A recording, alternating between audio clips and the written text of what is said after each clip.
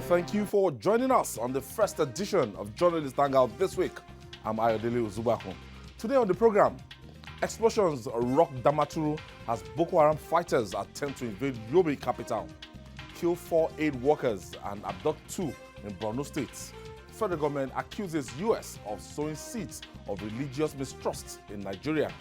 And later on the show, governors Fayemi, Masari and others lead reconciliation committee to resolve Ganduje Emir Sanusi crisis. I'll be hanging out with Gani, Kayode-Balogun and Cyril, Abaku. So if you're ready, let the hangout start now.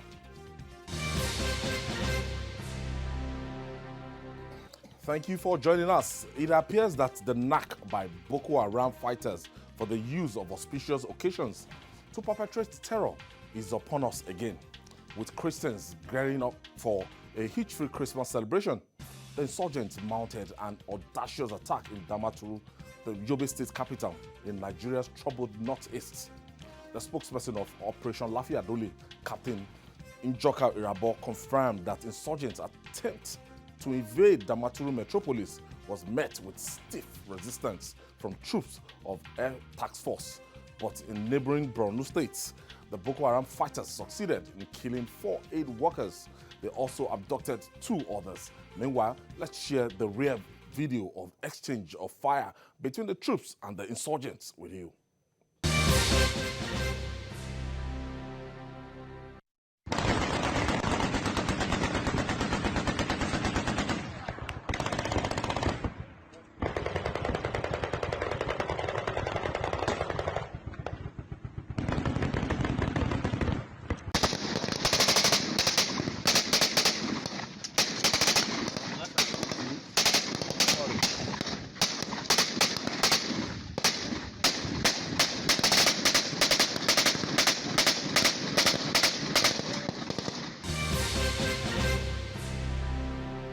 Audacious attack. I'm just talking about Cyril. For some time now, it has not been this, audacious, and I've not seen a situation where the exchange of gunfire. Now, from what I've seen from this visual, the Nigerian army were able to hold their own. They held their ground, and they stopped these insurgents from entering Damaturu. Yes, and again, we commend the military for its gallantry, for being steadfast, for holding its own. By law, their duty is to protect the territorial integrity of Nigeria. I think they were able to achieve that yesterday. The Air Force was also involved, I think, because there was also an air component of what happened yesterday to make sure that they properly degraded the assault and then pushed them back. We condole with those who might have lost loved ones. We also, express our sympathy, with those who are stranded on the Maiduguri Damaturu Highway for the better part of the day. But I think that some of us who have always argued, very seriously argued, that Boko Haram is not a ragtag group, that these people have training and capacity for warfare, which is what we have seen here. This doesn't even sound like a terror attack. Really, this looks like conventional confrontation. You are fighting an enemy in close combat. That's what we are seeing here. Gladly, we have video footage to prove now that Boko Haram is not some kind of Agbero boys, packed somewhere. This is a well-trained army. What happened was that I think as at 3 p.m., that road entering into Damaturu had been shot. From the feelers we even had was that, the convoy of the governor of Borno State, who was not in the car at the time, was also stranded. About 200 cars were stranded. They wanted to go into Damaturu, but the soldiers blocked them, ostensibly on intelligence that the land Boko Haram was going to attack the city. So now the fact is that the same way, I think that the same methods that the military employs, gather intelligence, understand the enemy's weak point, know where to strike and what to do, Boko Haram has almost equal or surpassing capacity. That is why they are able. Even policemen cannot engage the military in this way, because you don't have the training, because you don't understand. I think they are coming into Damaturu through the north. What I'm just saying is this: we need to realize that even if we didn't have Boko Haram trying to launch major attacks in the past 2 weeks or 3 weeks or 3 months or 4 months, they are clearly not a dead force. They are very much alive. Perhaps they went back to regroup, to reinforce. And so were we also on their tail? Were we also gathering underground intelligence enough to you know, say, to realize that, look, these people are somewhere under their guard? I know the Air Force used to from time to time give us videos of how they've gone to decimate their camps, how they've gone to bomb them. But if even upon this sustained campaign by the Air Force, we still have Boko Haram coming out to launch attacks on this scale, thank God for the military for what they did yesterday, but it shows clearly that we have not defeated, not even technically. They are still alive and kicking. And for a period like this, no matter what you want to tell us now, celebrating Christmas in some of those areas has become extremely, you know, people will rather prefer not to go home than to go home and, you know, with the assurance that nothing is going to happen. Clearly, something happened yesterday. Our prayers are with the governments of Yobe and Borno states. We hope that, you know, the cooperation between the state governments and the military and federal government will continue. Let's not say that Boko Haram is dead. They are not dead, but let us do everything we can to bring them to their knees. GKB, the president said something during this weekend when they had West African leaders meeting in Abuja, and he said that these are trained fighters from Libya. Some of the mercenaries that are, you know, that actually they had to join the Boko Haram. These mercenaries came from Libya and they're trained to kill. And from what we've seen so far, again, I think we keep beating the dead horse in our time to defend the indefensible. We've known about the Libyan mercenaries for at least the last 10 years. Don't forget that when the late Emir of Kano was attacked, the guys who attacked the convoy were well-trained men who are walking on the streets of Kano. And that was 12 years ago. So the president is not telling us anything new that we are not aware of. From the moment Libya fell, the level of arms and ammunition that are available for people who dare to rely solely on knives and arrows was astronomical. And because of this, they must look for a way to use it. Don't forget there was a time that people were selling guns for food in the streets of Benghazi. They were selling it basically to eat. It is how cheap that it is. So we know this, we've known this for over a decade. So the president is not telling us anything new. But like I said before in another program, if the president had decided not to change the leadership of the armed forces and decided to stick with this set of people, I don't think we need to belabor the facts that they are not capable of solving this problem. But the president has chosen his team. Good luck to them. But they should not try to keep telling us stories of what we're already aware of. What we need now is a new strategy. Decimation, of course, has not been total. This ragtime army, as they call it, has not been defeated. And they've shown capacity to inflict real harm, not only on the physical side, even on the psychological side, because this is more of a psychological war. They know they will never take Damaturu. Damaturu is very big and has multiple entrances. So what they're trying to do is basically use a psychological warfare to tell you that, look, we are still around. We are capable of hitting you and hitting you hard. Cyril, when you look at the, in terms of equipment, in terms of the way they move things into Nigeria and the people fighting for this, because I saw a video, you could see the mercenaries right in front of the Boko Haram guys. They were wearing black and black, wearing their boots and everything. You could see that these are well-trained people. And there was a time that the government of Goodluck Ebele Jonathan actually engaged South African mercenaries. Yes, even Ukrainians. Yes, and they helped so much during the 2015 election. But apparently when this government came, Mr. President did not see any reason why we should have Nigerian armies. He believed that we should equip Nigerian army so that Nigerian army can fight their own combat instead of these mercenaries. Ayo, you know, you're putting me in a very tight corner. The truth is that, like Winston Churchill said, he said that, I think during World War II, he said that truth in times like this is so precious that she has to be guarded by a bodyguard of lies, you know. Yes, it's true, because a number of times, putting out certain things on television, even in the newsroom, you have to look at it, national interest versus, and so on. But the fact is that Nigeria is not fighting Boko Haram with everything she can fight it with. It is plain fact. How? There was a particular case when, you know, Buhari came in 2015. They were saying $2.1 billion arms deal and so on, putting people on trial. Somebody went to court and said the nature of what the arms that that they were going to try him for was extremely classified and that shouldn't be tried publicly. They refused, so the judge said, okay, start talking.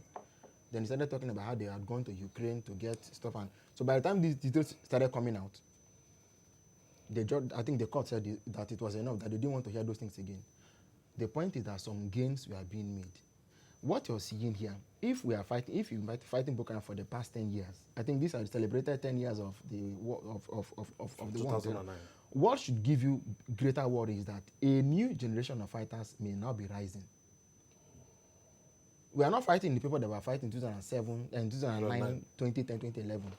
If indeed we made some gains and we had been able to eliminate the threat to a significant extent, how do you juxtapose closing your land borders since August, and by December, Boko Haram is coming at you at this rate? Something is wrong.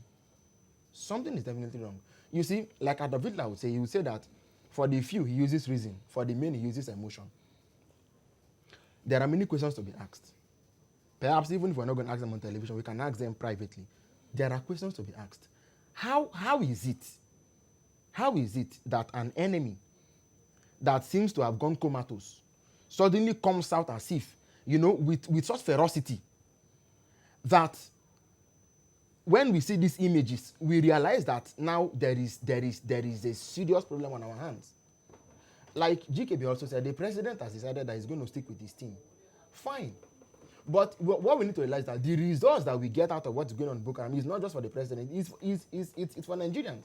And so the component, what the psychological component of Operation Lafayette, which is supposed to be Operation Safe Corridor, we hear that today 300 or 70 something or 200 people that are Boko Haram that have repented have now been de-radicalized and put back to society. But so how many are you de-radicalizing, and how many are still joining Boko Haram? What is the true state of what is going on? These are questions that we must continue to ask. But the reality is that if we are going to sit back and say, let us trust our leaders to be able to deal with Boko Haram and sufficiently eliminate the threat, how much longer are we going to wait? Because every day we see that the area bombardments, like they continue, the Air Force, they continue. But what we saw yesterday in Damaturu should give us all cause for concern, and it is coming only days or days after Danjuma even came out and said, look, if I tell you the truth of things, you can't sleep anymore. You see, I don't want to be an agent of alarmism. What I'm only saying is that we should at all times ensure that only the best thing is being done in the best interest of Nigeria. But like I will tell you, we are not fighting Boko Haram with everything that we can fight it with. It is appalling. It is a pity. Do you agree with this, GKB? Well, you must realize that Boko Haram is no longer one cohesive force. They are factions now. Some are more ferocious than the other. And some are willing to do peace, and some are willing to continue to fight. But wars are basically a function of supplies. An army is as good as on its belly, as the ability to provide food, stuff, and ammunition. Once you're able to cut off this, then the war is half won. But like you said, we have the problem of mistrust of government and its ability to make a difference. So far, what we have seen in the last few years is what they call hit and miss strategy. They will tell us they are doing Lafia Dole, tomorrow they are doing the basket elements, the day before they are doing something else. What this means is that there are really no pattern, no rhyme or reason to the strategies that we're employing. And this, of course, is very key. I have my first caller. Odushola is calling us from Osun State. Thank you for joining us. Okay, we lost that call. GKB. So that's the way I look at it. We are dealing with a force that can be reinforced through many sources. But we keep pretending we are dealing with an army of ragtag fighters. This has gone far beyond. In fact, we are looking at ragtag fighters. I don't think anybody has called them ragtag fighters recently. With what we've seen the last 2-3 years. No, they said they've been technically defeated. No, that's you are referring to 2016. Yes, 2016. What the federal government said, yes, in 2016. So what are they now if they have not been technically defeated? Because even if the government has not come out to say because the president has not said we take back those words. I told you that they were technically defeated, but actually they were ministerially defeated, or they are municipally defeated. As far as I'm concerned, the federal government policy on Boko Haram insurgency is that they've been technically defeated, and that's the state policy as of today. Nothing like, because if they've not been technically defeated, the commander-in-chief will have done the needful. He will have replaced these army chiefs or whoever is controlling this area. He will have shown willingness By now to make a difference. But he's sticking with the same team that has not delivered results in the last 3 years. So basically, that is in agreement with whatever assessments they've done about this war. The only danger here that I see is that we keep throwing money at a problem that can be solved so many ways.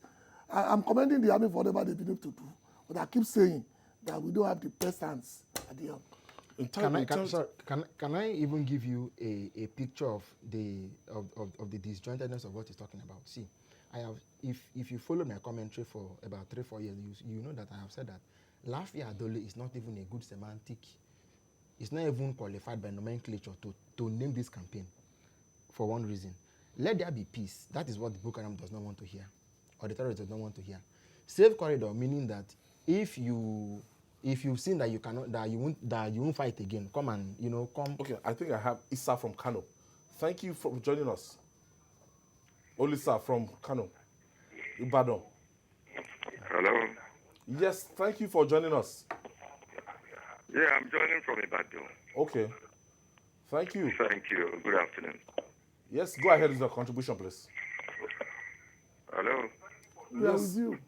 Go ahead with your contribution. Okay. So, yeah, I watch your program regularly. Yes, okay. I'm just hearing the humming from your side. Okay. The issue there is that if you're, I was in Borno State when it was northeast. Yes, I was in Borno State when it was northeast. It was one third of this country, the large area of northeast. I was in Radio Nigeria and I thought from movies down to Damaturu, down to Masari, all those areas on radio. I was at the 3rd Infantry Brigade. This camp, Afghanistan is fighting, it's almost 20 years. One night issue. So when they talk about being technically defeated, at the point in time this government joined, this government came in, they worked so hard and brought down the issue as it is. They asked if the warfare is dynamic. Thank you. I think what it's trying to say, the federal government on their part, it's not as if they've not been doing something. It's not as if they've not been changing the theater commanders, spending as a country supporting this group, supporting the military, and we've gotten results. It's not as bad as the picture we're trying to paint here, gentlemen. No, it is not. And that's not what we're trying to say. We're trying to say that this war has been on for a decade. And based on the level of incursions that they've been able to make, federal government has done extremely well. But we are saying that it's not at the level that they are claiming victory for. Because the way they painted it 3 years ago was basically that, as far as they are concerned, this army or these insurgents do not have the capacity or the capability to deal with us any deadly harm. But you and I know that's not true. And they're still doing it, albeit at a very lower level. But war is war.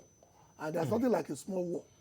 So we have to keep amping on it that if those who are trying to win this war are the same people who tried to win it 3 years ago, and they've not succeeded, let's try some new ones. Maybe they'll bring some new ideas. Because I can tell you that whoever is doing this now, with this kind of strategy, they will maintain the current status. They will curtail the Boko Haram, but the people in that area will still be in danger. And so if you want to effectively deal with Boko Haram on a strategic level, which will involve some kind of ideological orientation, let's do what the Americans have done. let's not leave the issue of the information component of the warfare to spokesmen, to press releases and to. What we need to do is to create an entire brigade dedicated to information warfare. That's what they've done in the US with Fort Bragg. You create an entire, whether it's a brigade, it's a cantonment, it's a unit, you have unit, there's an entire army formation. Their duty is not to carry arms. Their duty is to churn out messages, targeted messages, psychological messages, information warriors who, what the Chinese call winning without fighting. That's how we're going. So that while there are boots on the ground and bullets in the air targeting terrorists, we are also strategically targeting terrorism itself. Like I said, 10 years down the line, you are dealing with a new set of fighters who are technologically savvy, who are being trained. And the fact is that let us even reinterrogate our coalition and partnerships with our neighbors. If where else are they training?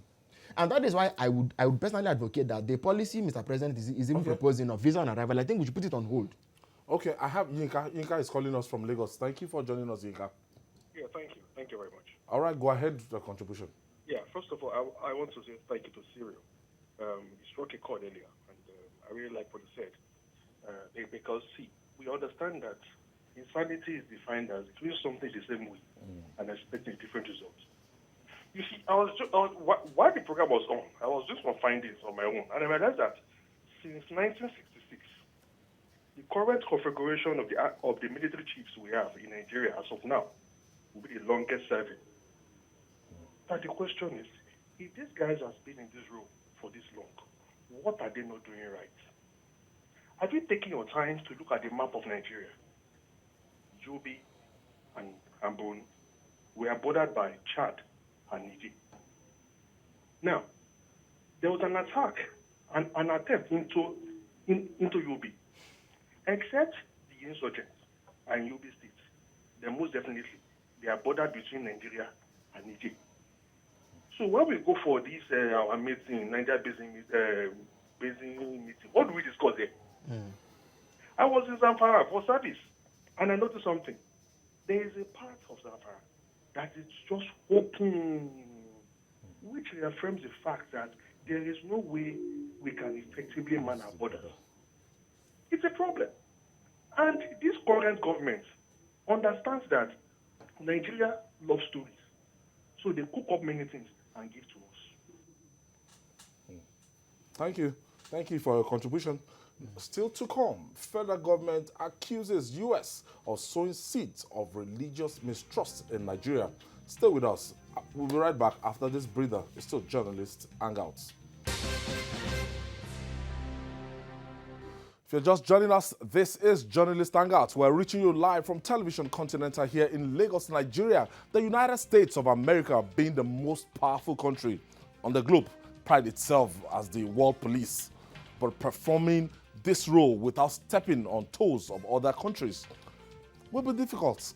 The Americans have drawn the anger of Nigeria, Africa's most populous country, when it tagged it in a recent report as one that engages in or tolerates severe violation of religious freedom. The federal government has accused the U.S. of attempting to sow a seed of religious mistrust among various groups in Nigeria with such reports. According to a statement, the Minister of Information and Culture, Alhaji Lai Mohammed, the government totally rejects such designation by the U.S. as Nigerians enjoy unfettered freedom to practice their religion. Gentlemen, this is sensitive. Yeah, very. But the first question I asked when I saw the release was, can you plant a seed on unfertile soil? Something must be germinating somewhere for somebody to say they want to plant a seed. I think the first thing, like you said, for GKB, is the federal government doing anything to undermine anybody from practicing free his or her religion? That's the point I'm making. So I'd like us to just go straight to the point. Why the federal government is not doing that? They are not explaining the things they are doing. You understand what I'm saying? Because this is an accusation that this is what you do. Is that the situation? It is not true. But there are people who are managing the communication apparatus of this government that must explain to us in clear terms why it is not true. You and I know it's not true because we live here. You and I have traveled all over the world. We know what goes on. But it's their job to tell us in black and white, in figures, why it is not true. Not simply to throw insults or throw abuse at the Americans. That will not solve the problem. Tell me, because I as a person, as a journalist, I'm aware that it's not true. That we have access to do whatever you want. You're a practicing Muslim. As a Muslim, I'm also a chief of the Yoruba nation. Osiare. I'm the Osiare Onakakanfo. So I'm telling you, nobody has fallen an encumbrance to me to practice both my position as the Osiare or as a practicing Muslim. That's a given. The point here is not really whether it's true or not. The point is those managing information must provide it and not just react negatively. All I've read so far are people calling the Americans names. That will not solve the problem. Give us examples of why you know it is not true. Because by keep throwing insults, you keep just trying to, like you are trying to defend something that's not there. And it's not right. On what basis do you think the US will accuse us of religious persecution, Cyril? Perhaps let's look at the Zakzaki issue. One would have thought that it was a human rights issue, basically, because we all agree that at some point Zakzaki's right was infringed upon. We all have that agreement.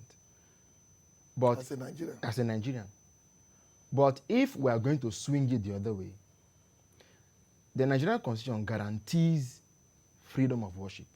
In fact, Section 10 of the Constitution so much gives that guarantee that it goes so far to say that no one religion will have supremacy over another. There will be no state religion. And so that part of our ground norm guaranteed the secularity of the Nigerian state is a given. But perhaps because in Zaki's case, for instance, again, because the basis of his prosecution, his arrest and everything Was is that based because he on was a no, Shiite was because he was a religious figure, and it was based on the practice of that religion, whether it was being practiced in compliance with Nigerian law or not, that he's now in the eye of a storm. If we pick Zakzaki as what's the name of that group? the Islamic Movement of Nigeria. Now, the federal government is saying that they have problem not with the Shiites. Of course, I understand what they are saying. But you see, I wish that the evolution of the Nigerian state in the past 3-4 years had been such that a statement like this could be ignored without eliciting even a response. Could just be ignored for what it is worth. I really would have been more satisfied than this attempt to put a spanner in the works of a report, a very weak spanner that now appears to be given a blowback. The federal government shouldn't have reacted. No. The Federal Ministry of Interior or of Justice or even of or even of the Secretary of Government of Federation should release its own. You know how the Iranians and the Chinese and the North Koreans do. What he said is true. Release your own document with empirical data explaining how point for point why the American document should not be acceptable. We will gladly run such stories. You know what I mean? I think that is actually the way to countermount the information, other than to come up and say that they are trying to sow cause of discourse. Of course, we should not forget the fact that frontline religious groups in Nigeria are supporting what the US has also said. And that is beyond what I personally think or feel. So if there are issues about religious intolerance, I think what ought to be done is for government to sit back and do some soul searching. It is important. Soul searching now. If you don't do that, the last time I checked, Mr. President, I will answer your question. The last time I checked, Mr. President is Muslim. The Vice President is a pastor of the Redeemed Church. Should I answer that question? Look, in 1993, we had Muslims. Nigerians voted for MK Abiola and King Gibe. That is not the issue. That is not the. Are there no states in Nigeria where you have Muslim governor and deputy? That's not the. It is yes. It is beyond the requirements of the Constitution. Perception. Perception is the problem. Perception is a problem. How you handle certain issues in certain states. But it's different from reality. Because It we are living like the he reality. said, there can't be, you look in Overman Baisi, it's a book by Larotimi. When the white men came and told Oba of Erami, as white men call him, Oba of Erami, that the Queen of England didn't have a husband, he looked at them and said, he said, what a pity. Olarotimi wrote in the book, he said, a woman without a husband is like a fertile soil without the field of roots. Let her get a husband. That's what he said. If you have fertile soil, even if what you throw there is a weed, it will grow. And so, for a country, look at Rwanda, for instance. Some years after genocide, I think 20 years now after genocide, in Rwanda, you will find a lady marrying her husband whose parents killed her own parents. They've reconciled, she has forgiven her in-laws, and she's living happily with her husband. And they can discuss the issues that led to the genocide and what really happened that time without feeling any form of anger or what did they call it now? Anger or even, grudge. Revenge. Yes. Now, look at this. We have failed to do that. When you were asking me this question, you said it's a sensitive issue. It remains sensitive. Because we have shown extreme infantilism in managing these issues that continue to make, constitute fault lines in our development. Let an election come now. These rumors will come up. You will hear all kinds of things. The president himself, President Buhari, in 2003, in 2007, in 2011, they kept on saying he was an Islamic fundamentalist. Are you not aware? Was that not what they often said about him? Yeah. And people will feel that, is that the way he is? We won't go near him. It is true. And so there is no smoke without fire. What we need to do is to sit back and re-examine ourselves and ask ourselves certain key questions. I think that, you see, when it's like when we say that the West reports only very bad things about Africa. One time a Western scholar said, you people are talking about global information and communication order. When we report those evils that happen in Africa, who benefits? Your government see what is wrong and sit up to fix it. If they fail to fix it, don't put the blame on us. But when we report these things, it is for you to sit up and fix your own problem. So if we have issues of this kind, let us see. The government should, look, what I expect government to do today is to call people of different religions and come together and say, is it really true that we have not done what we should do? Does any of you here feel marginalized? Are there problems?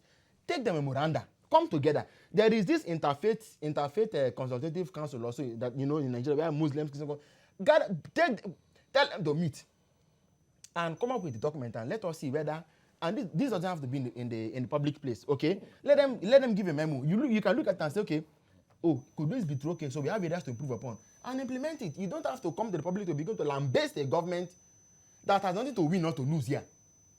Okay? So whether it is true or false, the responsibility lies with us as a nation to sit up and fix whatever could be wrong with us. That's my own submission. Was there as in the reply of Femi Adesina, I listened to him, the reply of Alhaji Lai Mohammed, and when you want to look at the way they try to defend the country, that there's no such thing, and that the United States is trying to sow a seed of discord. Do you agree with this assertion? Well, it's not a matter of agreeing with it. It's a matter of looking at what is on the ground. Exactly. Let me start by saying that I do not think we have a religious problem. I want to get that out of the way. But we do have a perception problem. And the perception, you and I know, in the last few appointments of the government, has created the perception that... Does that have anything to do with religion? Yeah, it has to do with the particular place and religion of those appointed. No, I'm playing the devil's advocate here. GKB now. Because I've tried very hard to see the reason for this letter. No, I've read the letter from... Hold on. I've read the letter from the When you are talking about ethnicity, nepotism... I understand your position. Well, you don't get what I'm saying. What I'm saying is that I've read the report. I cannot, for the life of me, see any point to it. So, but I have to sit down and say, okay, what could lead to this? No matter how small, no matter how significant, that could lead to somebody saying Nigeria is under the impression that we have religious problems. And I said, okay, fine. Maybe it's the spate of appointments in the last few months that reflected that reality. And you and I know it's not true. But because still now I'm still asking, what could be the basis of this report when I know that you and I are free to practice our religion to the best of our ability. Yes, so it's also our responsibility to tell folks out there that this is not the truth of reflection of what's happening. In fact, if no. To even assist government. First of all, we are journalists, we are Nigerians, and there's no such thing. The energy you spend telling the folk outside about the truth is more than what you spend telling your own self the truth. Let me tell you one truth. Mr. President has flouted the spirit and the letter of federal character. Federal character has nothing to do with religion. Wait. We're trying to. If you want, you see, that's truth number one. Truth number two is that because the matter is a very sensitive matter, we can't say something on television. I say it all the time. I'm not afraid of anything. We can't say it on television. There's a problem. Why? Okay. There is a problem. Sunday is calling us from Gombe. Thank you for joining us. Hello? Yeah, hello, good evening. Good evening. Go ahead with your contribution. Yeah, thank you so much. I want to contribute towards the issue of the religious on ground. Yeah, it's Sunday and you're in Gombe. Yeah. Hope nobody has molested you. Yeah, by the grace of God, sir, I want to commend you people for the program. And by the grace of God, I wish Babajide was here. And I appreciate everyone on the studio today. Okay. And I want to talk over this religious issue. Honestly, we in the North, what we do experience, the government might give their own report, most especially the way Lai Mohammed is saying, maybe trying to lambast the U.S. over what the statement released. The fact is that if you want to get the real truth of what is happening, come into the poor masses or come among the poor masses, you will hear really what is happening. We living in the North or we living among our fellow brethren here, we will tell exactly what is happening. Sunday, what is happening? The U.S. themselves cannot just release that statement without them having an evidence. Well, Sunday is saying they can't release that report without evidence, but Sunday has refused to tell us. Sunday is living in Gombe and is alive and kicking. But no, but I mean, the question to even ask is, can the federal government summon the courage to ask the U.S. for evidence? Because in a civilized and, I mean, this is the digital age or whatever it is they call it, information age and so on, data, everything. You can't just wake up to talk. This is not Donald Trump talking. I'm sorry to use that expression. This is the American government. And it's not just a Nigerian thing. They talked about Cuba, they talked about Comoros Island, they talked about Russia, they talked about, I think, North Korea and so on. Several countries. So, religious persecution is part of a broader question of that borders on tolerance. And in a democracy, there is supposed to be inclusiveness or inclusion, as the case may be, to a society that is able to accept all views and all tendencies, together. But if, even civil society groups are complaining that their space is shrinking, you for one, you've covered a lot of their protests. And so, if you only need to take stock of newspaper productions on a weekly basis, there are issues with it. Either one group or the other is complaining of marginalization. The religious groups are complaining. Even 2 weeks ago, somebody in a very high place made a comment and there was a reaction and people have been talking about it. We all know. Like I said, there's a problem. I can't say it on television, but there's a problem. We must do sufficient soul searching. And for Nigeria, it's not just religion. Ethnicity is also a problem. There are issues, for a matter as simple as going to rent a house in Port Harcourt or in Enugu or in Lagos, and the landlord says, if you're from social tribe, I'm not going to give you a house. Look, what we need to do is to redefine the fundamentals. Well, that's not what this US No. They may be giving us a pointer. We are the ones who know what to do. Talking about religion. No. So look, not mix it. If somebody has a headache and goes to the hospital, the doctor looks at it and says, the headache is a symptom of the real problem. We deal with the real problem. What does it mean to be a Nigerian, and at what cost does it come between being a citizen and being an indigene. We need to go back to the national question. We need to redefine certain very fundamental issues. As I speak to you today, that question and that principle of Section 10 of the Constitution has been flouted with reckless abandon. There are people and places where where the principle of the secularity of the Nigerian state is flouted without question, and nobody seems to call people to order. I think that, like I have said, the government should either call America for evidence. If they won't do it and they believe in the heart of that something is wrong, they should call Kano, Damaturu, call all the groups and say, you push your gun, sit down in a room and work out something. If you ask yourself these questions, if there are problems, give us a document. We are willing to implement it. If they good, it does us good. It doesn't do us any harm. If we fail to do that, Ayo, it will not bode well. GKB. Well, there's an American saying that says that if somebody walks up to you and calls you a horse, slap the person. If the second person walks up to you and calls you a horse, kick his behind. But when the third person comes to you and calls you a horse, better go and buy an harness. Because obviously you are a horse. They keep calling us names and we keep accepting it. I think it's time we start putting facts before the world of who we truly are. All right, moving on now. Peace is said to be better than conflicts. The alleged dispute between the governor of Kano State, Abdullah Ganduje, and the emir of Kano, Muhammadu Sanusi, has attracted national attention, with many calling for ceasefire. This led to the formation of a reconciliation committee made up of governors Kayode-Fayemi of Ekiti State, Aminu Bello Masari of Katsina, and other eminent Nigerians. The committee members are working with the federal government to broker peace between Ganduje and Emir Sanusi. In view of this, the warring parties have agreed to hold back the fire until the committee has taken full undertaking and finalized its assignment. This matter did not start just now. Not even yesterday. And I covered the governorship election in Kano State for the 2019 election we ran. I was in Kano State. I had the opportunity of speaking with the governor. I had the opportunity of even speaking with some of his aides, and I could draw one or two things.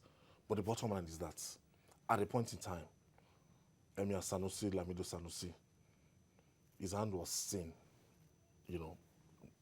was meddling with politics. And the people from the government side are saying that you're meant to be a traditional ruler, above board and neutral. And at the end of the day, it so happened that the person Sanusi Lamido was rooting for, or allegedly rooting for, did not win. So there will be consequences. Governor Abdullah Ganduje, since that time, the first step was this balkanization of the Emirate. After that time, surprisingly, 2 weeks ago, he was made the chairman of the traditional rulers, Council of Traditional Rulers. Including those new emirs. Yes, he was made the chairman, and Sanusi did not say anything, and he was given ultimatum to accept or reject the offer. As at the last time, Sanusi accepted the offer. And civil society group coming into the fray, that we have 38 civil society groups writing me that I should remove this the emir. What is happening? I think we need to look at it from three angles. One is the political angle, one is the cultural angle, and of course, the third one is the civil society angle. There's a word like that. Honestly. I think,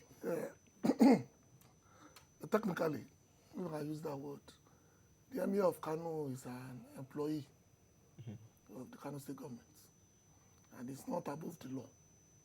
So whatever the government wants, they will get eventually. You and I know that. Culturally, I think there is a difference between what Ganduje is trying to do in balkanizing the Kano Emirates and the desire of the people for it. One thing about, something we call the Stockholm syndrome, that if you've been oppressed for a long time, the oppressed fall in love with the oppressor. So the Hausa people of Kano to whom the governor is trying to get some new heads, elevate them to a level, do not want it. They want their Fulani overlords. They want the status quo as it is. So that's the political angle. On the personal relationship angle, Governor Ganduje and Emir Sanusi have drawn a line in the sand, and something must give. I think we are just, or those people going there, the Fayemis and the others, are just wasting their time. Something must give. So that the Yorubas will say, two rams cannot drink from the same pot. And this is what is going on in Kano. And the reality we are facing now is that even if let the president come in, let whoever likes it come in, I think Governor Ganduje has made up his mind to deal with Sanusi. Sanusi has made up his mind to stand his ground. And that's what we are looking at. It's first part of the season's movie. The emir went to court, and courts actually nullified the vocalization. And they represented it. So I think that's in appellate level now. So what we are looking at here, from the constitution, from what is proper, what is happening, Cyril? I think there was even another court order or judgment or ruling that voided the previous, that gave the governor leeway to do as, you know. Yes, they vacated the other one. I don't know if it's a Yoruba adage or which of the tribe that says that somebody has the yam and the knife. And, you know, Governor Ganduje clearly has the yam and the knife. He can cut it any way he chooses. For lovers of history, for students of history, you know, when you see things happening in your own time, you may not be so pleased. You may resist it.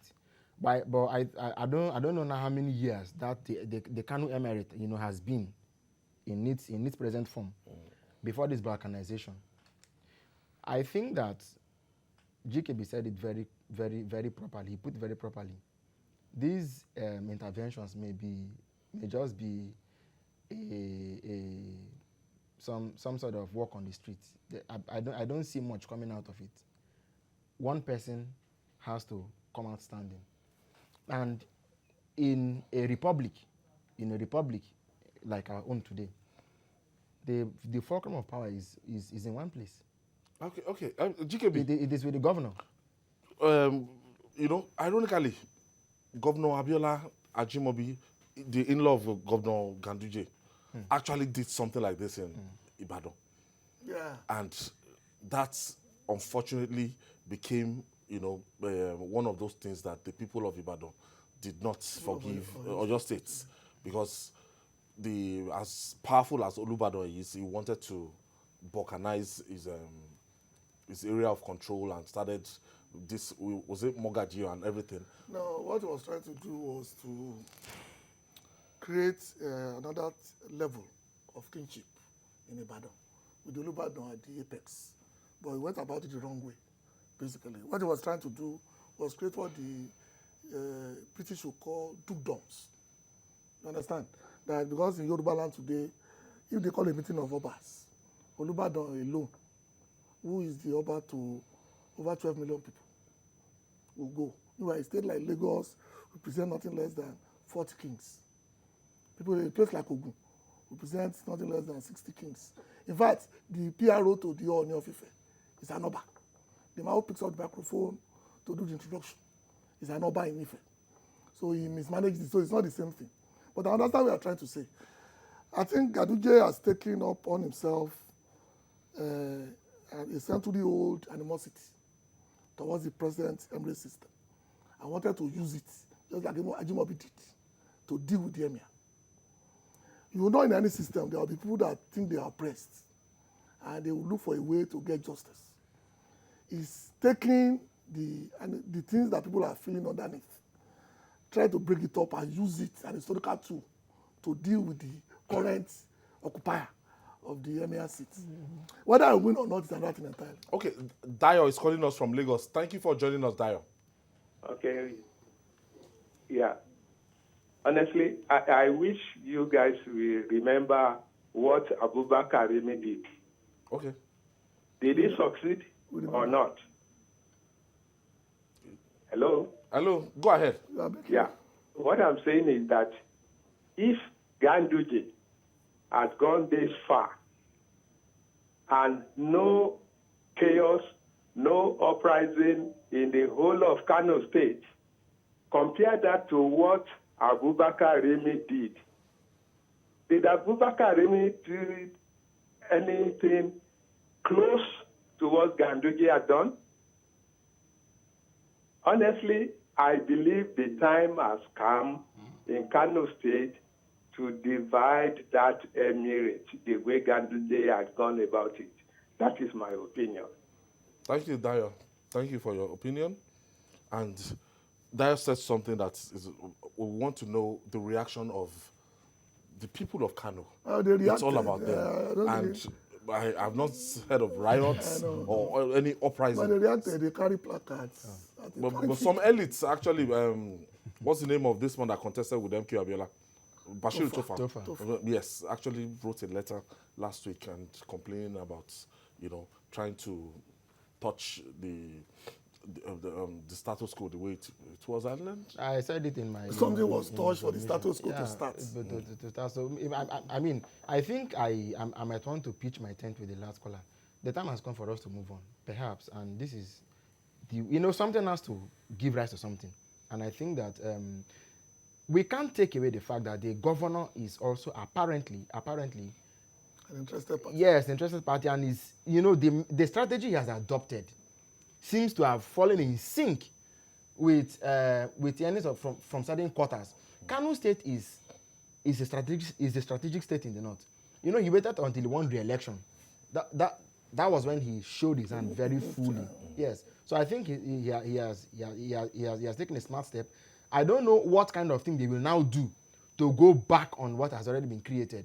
Perhaps the acceptance to be the chairman of the Council of Chiefs in Kano may just be the way out to save Mr. Sanusi, King Sanusi's face. But I think that at this point, there's very little or nothing that can be done. And the role of traditional rulers in all this, because I've seen during the electioneering campaigns and everything, politicians will go and meet traditional rulers for blessing, and we know of some traditional rulers that have actually gone above that, pitched their tent with political parties. And this is like a lesson to them that they're not meant to be involved in any way in politics. Well, throughout Nigeria history, kings have been dealt with. Those who think they can play politics. Don't forget the 1 pence king, the Akaribo, or one Oba in Ishara, that was paid 1 pence by the government of Akintola for his blatant support of Awolowo. Don't also forget what happened to both the late Oni and the late Emir during the Rimi years. We always have conflict between tradition and modernity. What we can do best is to try to accommodate each other in such a way to make sure everybody does not lose face. But what is going on in Kano now, like I said earlier, something must give. And I don't see the governor backing down. I may be wrong, but that's my read of the situation. We're counting down to Christmas, Cyril. It's 48 hours to Christmas. Yeah, it is. Merry Christmas, everyone. And those who've been carrying rumors that I don't collect chicken. It's not true. I collect, I eat it. I've not seen it. This is conflict of interest. I would thank you. Gani, Kayode-Balogun, GKB, thank you for being our guest today. And Cyril, Abaku. Merry Christmas. Merry Christmas, everybody. Yeah. We are feeling the euphoria, but we'll be here all through Christmas. Sure, that's the beauty of Journalist Hangouts, and that's our offering today. Join us tomorrow for another episode of the program. You can also watch Journalist Hangout on our platform showing on the screen. We're on YouTube, youtube.com/TVC News in Nigeria. Our feedback channel is Journalist Hangout at tvcnews.tv. I'm Ayodele Zubakum. Bye for now. Merry Christmas and God bless Nigeria.